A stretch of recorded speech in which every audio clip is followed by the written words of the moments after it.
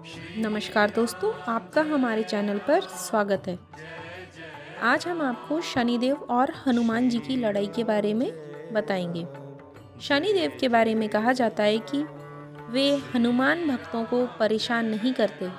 यही कारण है कि शनि की दृष्टि से बचने के लिए हनुमान जी की पूजा करने की सलाह दी जाती है। आइए अब हम उनकी कथा के बारे में जानते हैं। एक बार शनिदेव को अपनी शक्ति पर अपार घमंड हो गया। शनिदेव को लगने लगा कि उनसे अधिक शक्तिशाली और कोई भी नहीं है। उनकी दृष्टि मात्र से ही किसी भी व्यक्ति के जीवन में उथल-पुथल हो सकती है। शनिदेव इसी घमंड में चूर होकर एक ऐसे स्थान पर पहुँचे जहाँ पर हनुमान जी अपने प्रभु श्री राम की साधना कर रहे थे।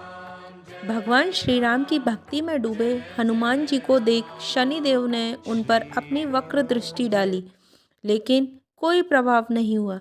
इससे क्रोधित हो शनिदेव ने हनुमान जी को ललकारते हुए कहा, हे वानर, देख कौन सामने आया है।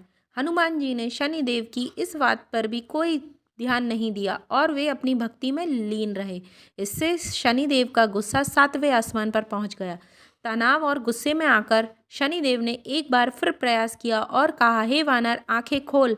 मैं शनिदेव तुम्हारी सुख शांति सबको नष्ट कर दूंगा। इस संसार में ऐसा कोई नहीं जो मेरा सामना कर सके। शनिदेव को ये विश्वास था कि ऐसा करने से हनुमान जी भयभीत हो जाएंगे और क्षमा मांगेंगे, लेकिन ऐसा कुछ भी नहीं हुआ। बहुत प्रयास करने पर हनुमान जी ने बहुत ही सहज भाव से पूछा, महाराज आप कौन हैं? इस बात को सुनकर शनिदेव को और क्रोध आ गया। शनिदेव हनुमान जी से बोले, अभी इसी समय मैं तुम्हारी राशि में प्रवेश कर रहा हूँ, तब समझ में आएगा मैं कौन हूँ। इस बार भी हनुमान जी ने शनिदेव से कहा, आप कहीं और जाएं, पर शनिदेव ने अपना विकराल रूप धारण किया और कहा कि तुम तो क्या, तुम्हारे प्रिय श्री राम भी मेरा कुछ नहीं बिगाड़ सकते। इस पर हनुमान जी को अत्यधिक क्रोध आ गया और उन्होंने शनिदेव को अपनी पूंछ पे लपेटकर पहाड़ों की ओर छलांग लगा दी। उन्होंने शनिदेव को पहाड़ों पर खूब पटका और वृक्षों पर खूब रगड़ा। इससे शनिदेव की तो हालत ही खराब हो गई। शनिदेव ने सभी देवी देवताओं से मदद मांगी, परंतु कोई भी देवी देवता उनकी मदद के लिए आगे नहीं आया।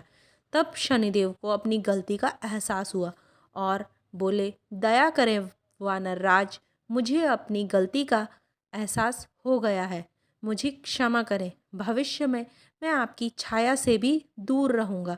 तब हनुमान जी बोले, मेरी छाया से ही नहीं, मेरे भक्तों की छाया से भी दूर रहने का वचन देना।